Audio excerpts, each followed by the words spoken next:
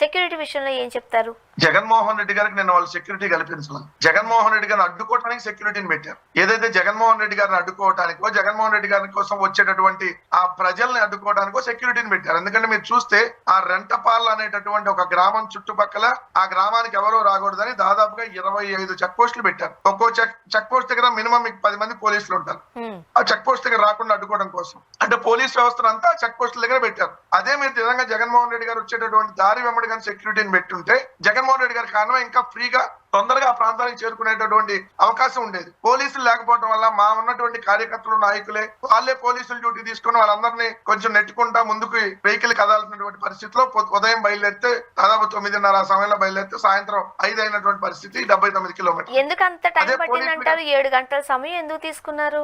ఒకటి, విపరీతమైనటువంటి జనం.